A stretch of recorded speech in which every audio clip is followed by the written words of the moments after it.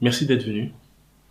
Votre situation m'a préoccupé et je suis content qu'on puisse se rencontrer aujourd'hui et qu'on puisse en discuter, échanger ensemble sur cette situation.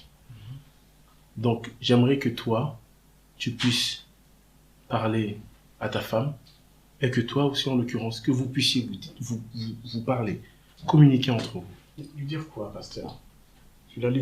J'essaie de discuter avec elle, elle veut pas. J'essaie de m'approcher avec elle, elle veut pas. Elle est distante avec moi. Pourquoi tu ne fais pas? Tu peux dire la vérité?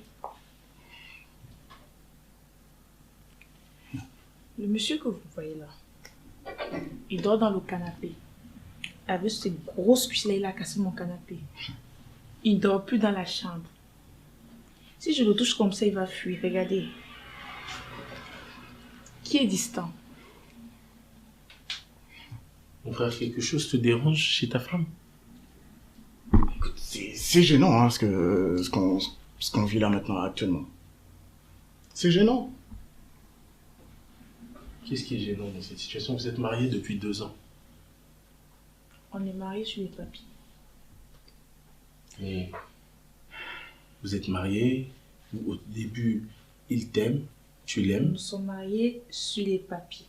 Ça veut dire que son bic n'écrit pas. Son bic n'écrit pas? C'est-à-dire? Pasteur, depuis 2 ans, on n'a absolument rien fait. Rien fait de charnel. Depuis que vous êtes mariés, vous n'avez pas consommé le mariage? Je suis partie chez mes parents, vierge. Regardez le matos en place, derrière en place. Son bic n'écrit pas. L'ascenseur ne se lève pas. Ah. Donc, c'est un problème d'impuissance? Disons que quand elle est là, il ne se lève pas. Seulement quand elle est là. Attendez, j'aimerais bien comprendre. Dieu t'a donné une belle femme comme ça. Oui, même le voisin me veut. C'est pas pour ça qu'il faut aller chez le voisin. Aïe, moi je vais divorcer. Non, c'est pas non plus pour ça qu'il faut divorcer. Toi aussi, Dieu t'a donné un beau mari. Un homme qui n'écrit pas. Oui, pas mais mari, tu as accepté de l'épouser. Comment? Ça, je ne savais pas. C'est vous qui dites tous les jours à l'église qu'il faut aller en mariage pur. Vous ne m'avez pas permis de toucher, de tester, de mesurer. Maintenant, la surprise m'a surpris. Je fais comment? Frère, est-ce que tu voudrais qu'on puisse prier pour toi? Pour que, au moins qu'on puisse prier, que le Seigneur permette que cette situation s'arrange. Est-ce que tu as vu un docteur? Tu as vu un médecin? Pasteur, c'est pas un problème médical. C'est ce que j'essaie de vous faire comprendre à tous les deux. Le problème vient pas de toi. Ou de moi. C'est autre chose. C'est l'esprit. C'est quoi alors le problème, mon frère? Comme je l'ai dit, l'ascenseur peut monter. Mais pas avec ma femme. Et ça redescend avec qui? Ça peut monter pas avec ta femme, c'est-à-dire qu'il y a une autre femme dans ta vie? Dans mon cœur, en tout cas, il y a une autre personne. Hey!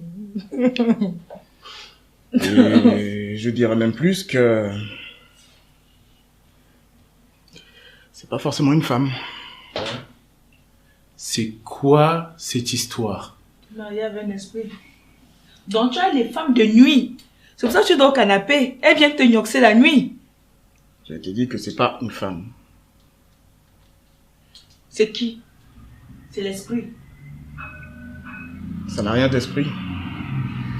C'est charnel. Un C'est pasteur. sûr qu'il est dans la secte. Il est entré dans les sectes, je suis sûr. Pasteur. Je suis assez confus puisque je n'éprouve pas de désir envers ma femme.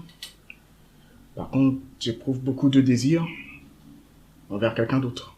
Quelqu'un d'autre qui est dans cette assemblée? Qui est dans cette assemblée. Qui est dans cette pièce. Aïe, Attends. bandé, je suis mouru. C'est qui? Qui? On n'est que 3 dans cette pièce. Oh, le démon arrière de moi, Satan. Frère, J'ai peur de comprendre. J'ai peur de comprendre ce que tu veux dire. J'ai très peur de comprendre. Sois clair. Tu as compris, pasteur. Tu as compris. Non, je veux que tu le prononces clairement. Les nuits que je passe avec ma femme, c'est en pensant à toi. Maou! This kind of